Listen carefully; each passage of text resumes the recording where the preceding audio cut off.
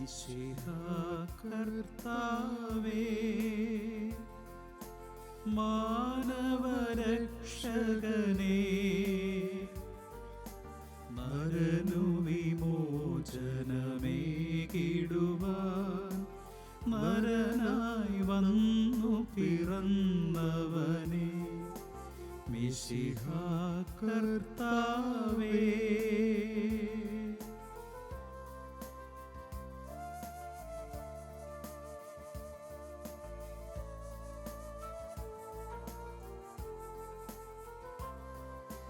മാലാഖമാരൊത്തു ഞങ്ങൾ പാടിപ്പുകഴ്ത്തുന്നു നിന്നെ, മാലാഖമാരൊത്തു ഞങ്ങൾ പാടിപ്പുകഴ്ത്തുന്നു നിന്നെ.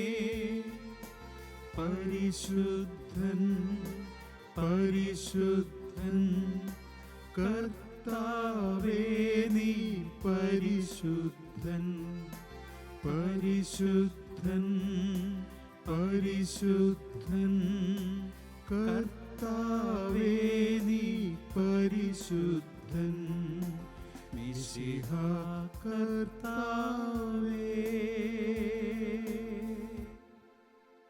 പരിശുദ്ധ പരമമാം ദിവ്യകാരുണ്യമേ, ഇന്നുമെന്നും അങ്ങേയ്ക്കാരാധന. പരിശുദ്ധ പരമമാം ദിവ്യകാരുണ്യമേ, ഇന്നുമെന്നും അങ്ങേയ്ക്കാരാധന.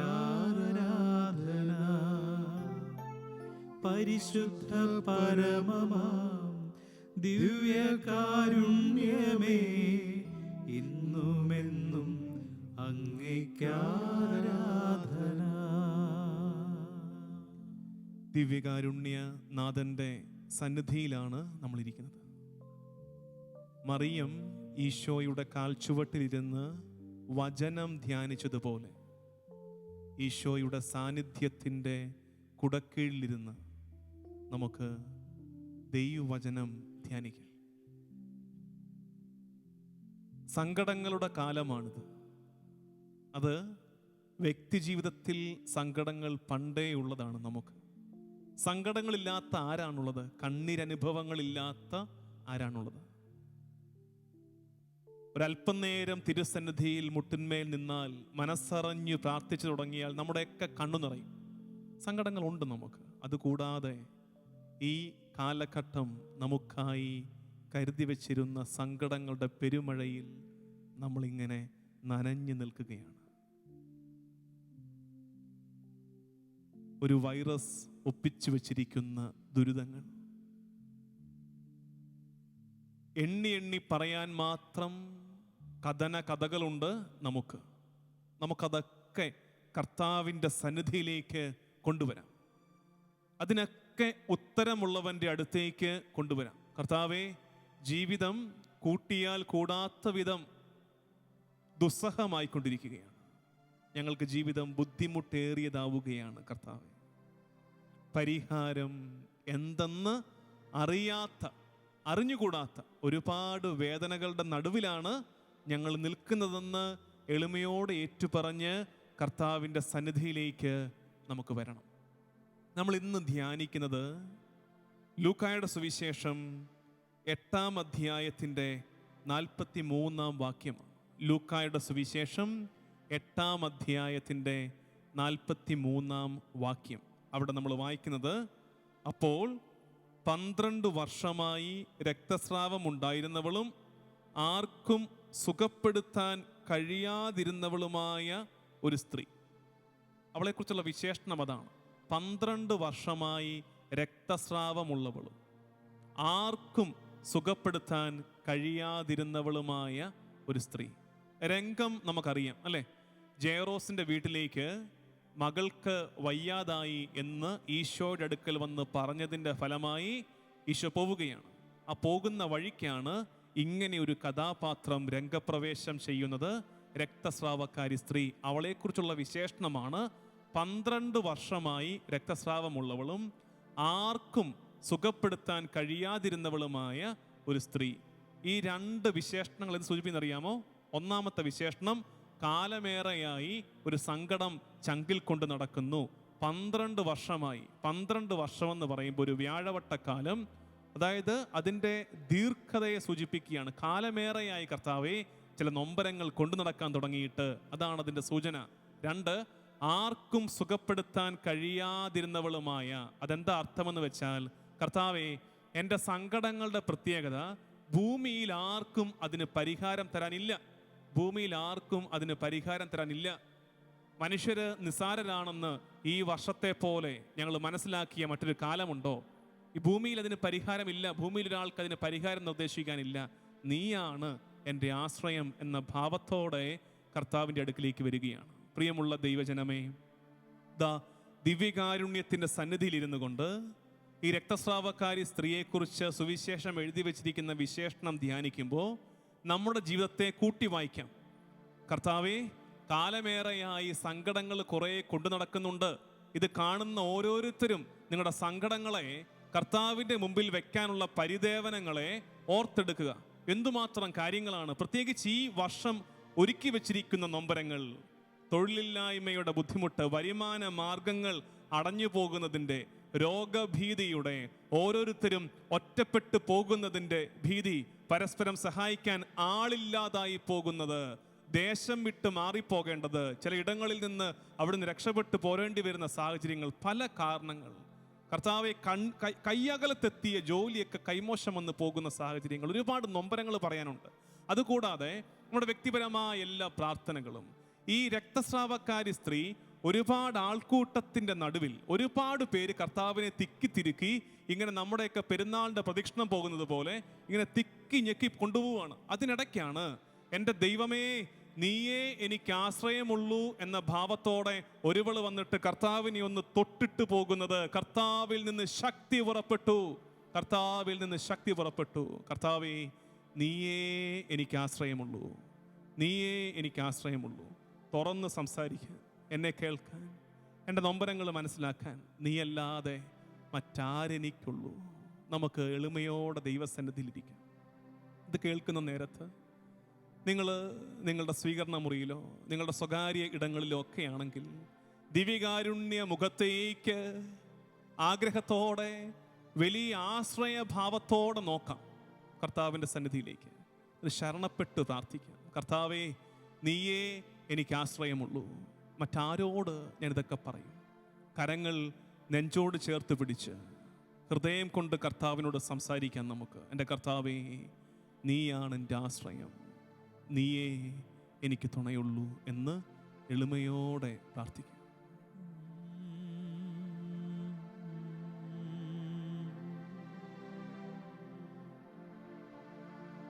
ഞാൻ ആരോടിതെല്ലാം പറയും, പാനപാത്രം ഇന്നാരൊപ്പം കുടിക്കും. പാവന സ്നേഹമേ, മനമുഴറുമ്പോൾ ഞാൻ കാണുന്നില്ലാരെയുമൊപ്പം. ഈ ആരാധന മാത്രമാശ്വാസം. ഞാൻ ആരോടിതെല്ലാം പറയും. ചേർന്ന് പ്രാർത്ഥിക്കും.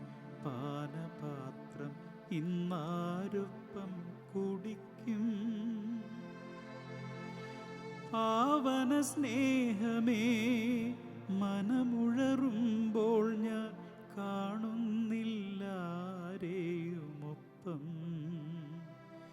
ഈ ആരാധന മാത്രമാശ്വാസം.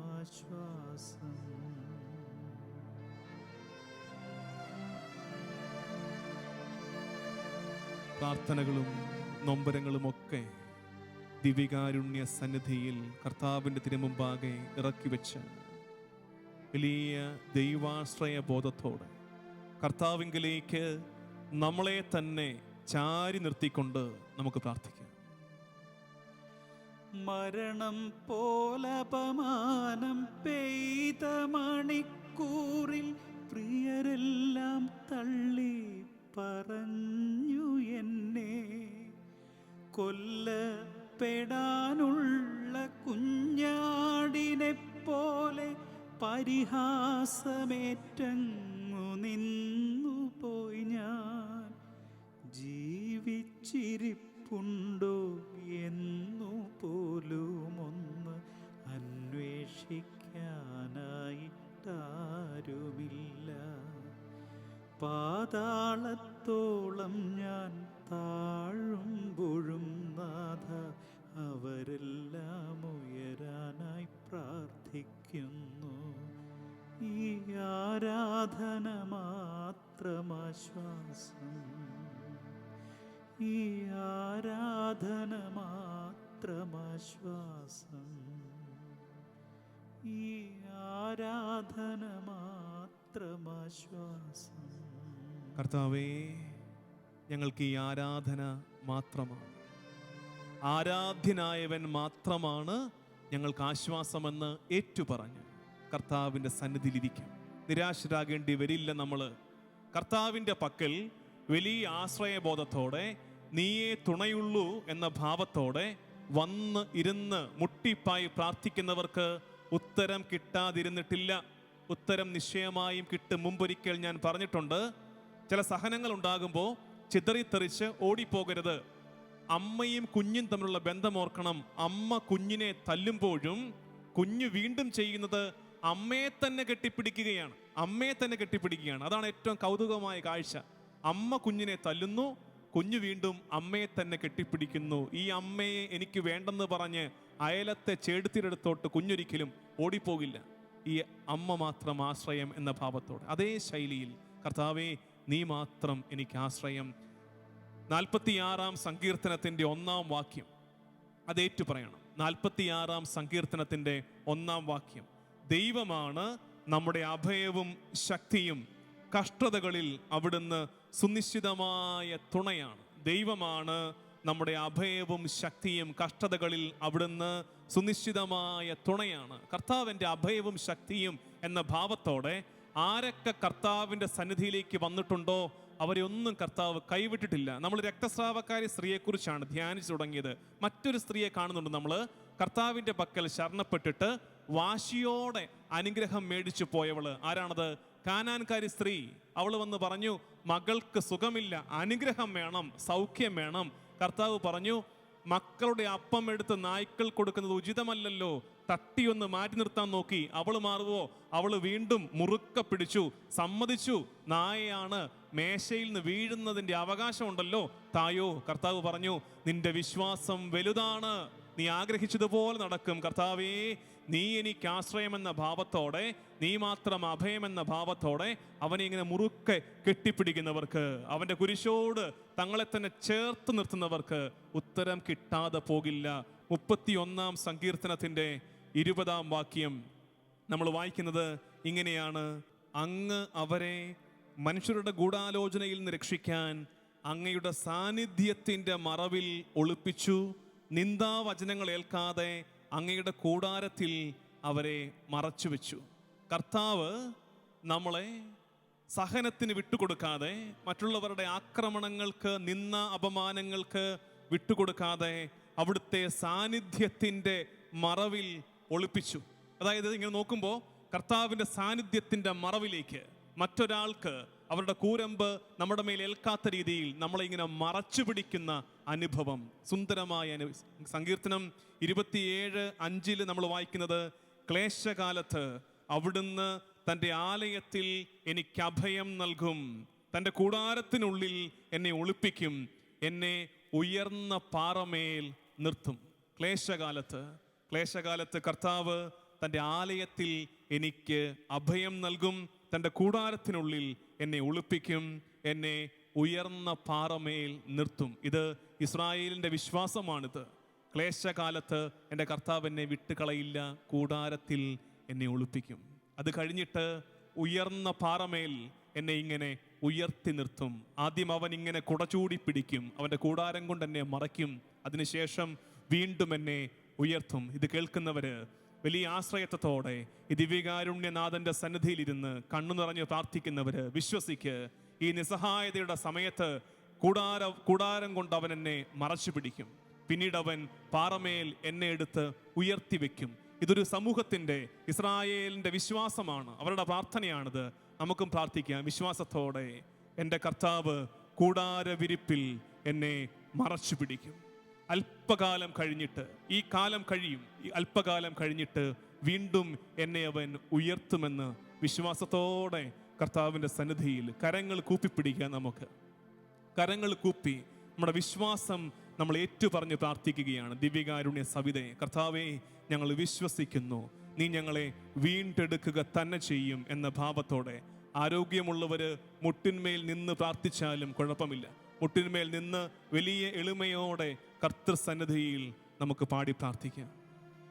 ക്ലേശകാലത്ത്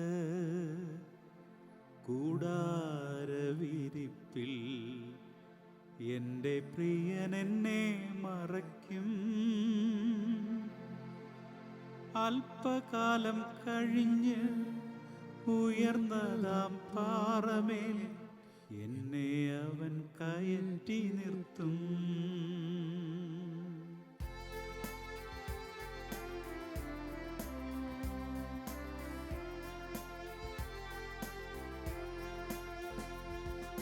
ക്ലേശകാലത്ത് കൂടാരവിരിപ്പിൽ എൻ്റെ പ്രിയൻ എന്നെ മറയ്ക്കും. അല്പകാലം കഴിഞ്ഞ് ഉയർന്നതാ പാറമേൽ എന്നെ അവൻ കയറ്റി നിർത്തും. ചേർന്ന് പാടി പ്രാർത്ഥിക്കാം. അല്പകാലം കഴിഞ്ഞ് ഉയർന്നതാ പാറമേൽ എന്നെ അവൻ കയറ്റി നിർത്തും. വലിയ ആശ്വാസത്തോടെ, വിശ്വാസത്തോടെ. കാലം കഴിഞ്ഞ് ഉയർന്നതാ പാറമേൽ എന്നെ അവൻ കയറ്റി. ക്ലേശകാലത്ത് കൂടാരവിരിപ്പിൽ, ക്ലേശകാലത്ത് കൂടാരവിരിപ്പിൽ എൻ്റെ പ്രിയൻ എന്നെ മറയ്ക്കും. അല്പകാലം കഴിഞ്ഞ് ഉയർന്നതാ പാറമേൽ എന്നെ അവൻ കയറ്റി നിർത്തും. കരങ്ങൾ ഉയർത്തി ഒരുമിച്ച് പ്രാർത്ഥിക്കാം. അല്പകാലം കഴിഞ്ഞ് ഉയർന്നതാ പാറമേൽ എന്നെ അവൻ കയറ്റി നിർത്തും. കർത്താവ് വീണ്ടെടുക്കുമെന്നുള്ള വിശ്വാസത്തോടെ പ്രാർത്ഥിക്കാം. അല്പകാലം കഴിഞ്ഞ് ഉയർന്നതാ പാറമേൽ എന്നെ അവൻ കയറ്റി നിർത്തും.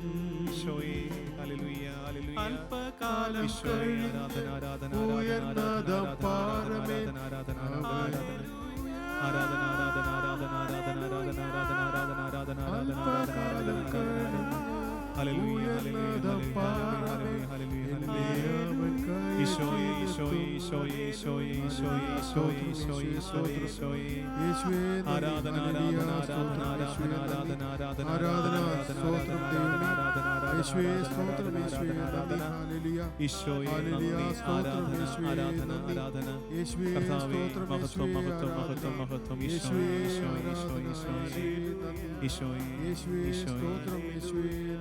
ഇരുകരങ്ങളും നെഞ്ചോട് ചേർത്ത് പിടിച്ച് ശാന്തതയിൽ, വലിയ സമാധാനത്തിൽ നമുക്കൊരിക്കൽ കൂടെ ആ വചനം ഏറ്റുപറഞ്ഞ് പ്രാർത്ഥിക്കണം. 27-ാം സങ്കീർത്തനത്തിൻ്റെ 5-ാം വാക്യമാണ്. ക്ലേശകാലത്ത് കൂടാരവിരിപ്പ് കൊണ്ട് എൻ്റെ പ്രിയൻ എന്നെ മറയ്ക്കും. എന്തൊരാശ്വാസം നൽകുന്നതാണ്. ചേർന്ന് പ്രാർത്ഥിക്കാം. കൂടാരവിരിപ്പിൽ എൻ്റെ പ്രിയൻ എന്നെ മറയ്ക്കും.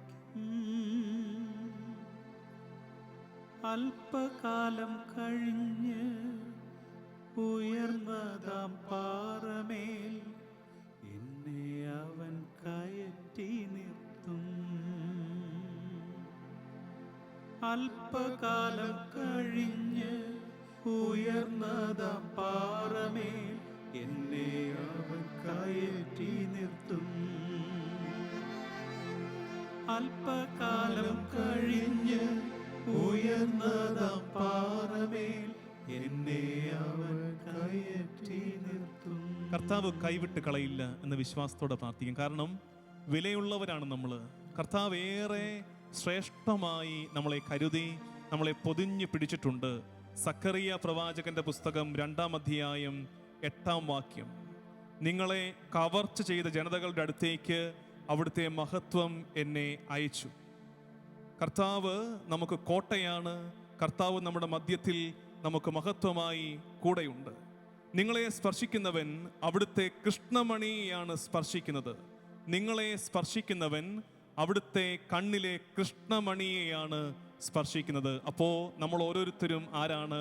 കർത്താവിൻ്റെ കണ്ണിലെ കൃഷ്ണമണിയാണ്. അത്രമേൽ വിലയോടെ നമ്മളെ അവൻ കാത്തു സൂക്ഷിക്കുന്നുണ്ട്. കർത്താവ് കൈവിട്ട് കളയില്ലെന്ന് വിശ്വസിക്കണം. കർത്താവിൻ്റെ കണ്ണിലെ കൃഷ്ണമണിയാണ് നമ്മൾ പ്രാർത്ഥിക്കേണ്ടത്.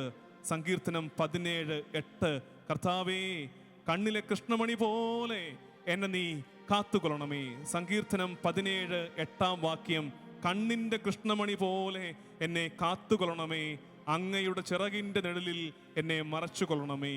ഈ കാലഘട്ടത്തിൽ ആവർത്തിച്ചു പ്രാർത്ഥിക്കേണ്ട പ്രാർത്ഥനയാണ് സങ്കീർത്തനം 17:8. എൻ്റെ ദൈവമേ, ജീവിതം ദുസ്സഹമാകുമ്പോൾ വിവിധ ദിക്കുകളിൽ നിന്ന് എനിക്ക് മേൽ ആക്രമണങ്ങൾ വരുമ്പോൾ കർത്താവേ ഞാൻ പ്രാർത്ഥിക്കുന്നു. സങ്കീർത്തനം 17:8 ഈ പ്രാർത്ഥന ആലപിച്ച് നമുക്ക് ദിവ്യകാരുണ്യനാഥന്റെ ആശീർവാദം സ്വീകരിക്കാൻ ഒരുങ്ങാം.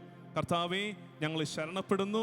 കാനാൻകാരി സ്ത്രീയെ പോലെ, രക്തസ്രാവക്കാരി സ്ത്രീയെ പോലെ നിന്റെ സന്നിധിയിൽ ഞങ്ങൾ ആശ്രയം വെക്കുന്നു. നീയാണ് ഞങ്ങൾക്ക് ആശ്രയവും അഭയവും. ഞങ്ങൾ ഏറ്റുപറയുകയായിരുന്നു, ഇപ്പോ നീ ഞങ്ങളെ കൂടാര വിരിപ്പ് കൊണ്ട് മറച്ചു പിടിക്കും. അല്പകാലം കഴിഞ്ഞിട്ട് നീ ഞങ്ങളെ പാറമേൽ ഉയർത്തി നിർത്തും. എളിമയോടെ ഞങ്ങളിതാ പ്രാർത്ഥിച്ച് അവസാനിപ്പിക്കുന്നു. നിന്റെ സന്നിധിയിലേക്ക് ഞങ്ങളെ തന്നെ ചേർത്ത് വെക്കുന്നു.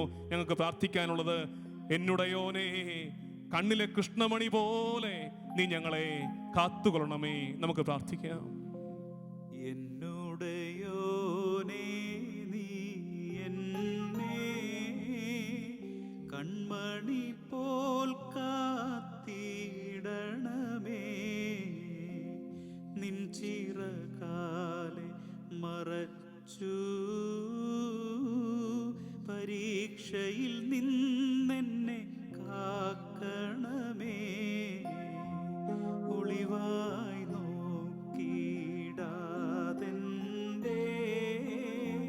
കണ്ണുകളെ നീ കാക്കണമേ. വഞ്ചന കാണാതടിയൻ്റെ കാതുകളെയും കാക്കണമേ. എന്നധരങ്ങൾക്കെന്നും നീ കാവലതായും നിൽക്കണമേ. എന്നുള്ളിൽ ദോഷം ചെയ്യുവാൻ ഉള്ള വിചാരമുദിക്കരുതേ.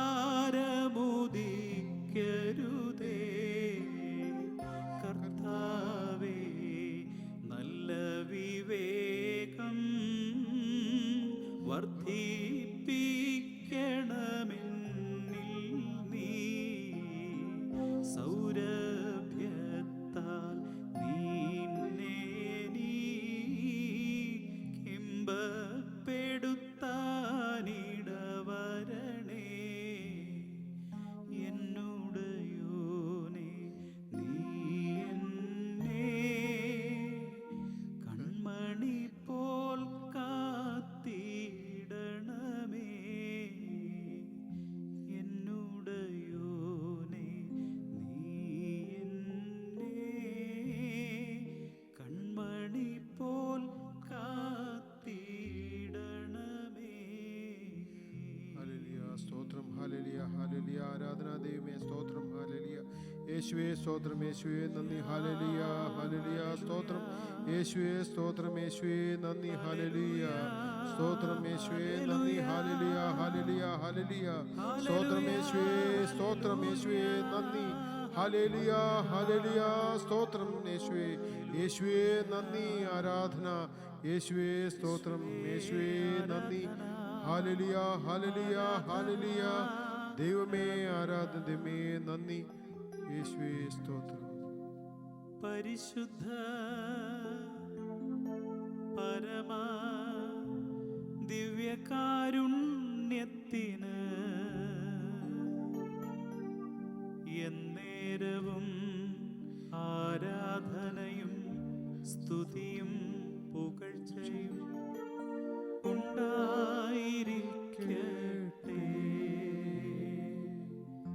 പരിശുദ്ധ പരമ ദിവ്യകാരുണ്യത്തിന് എന്നേരവും ആരാധനയും സ്തുതിയും പുകഴ്ചയും ഉണ്ടായിരിക്കട്ടെ.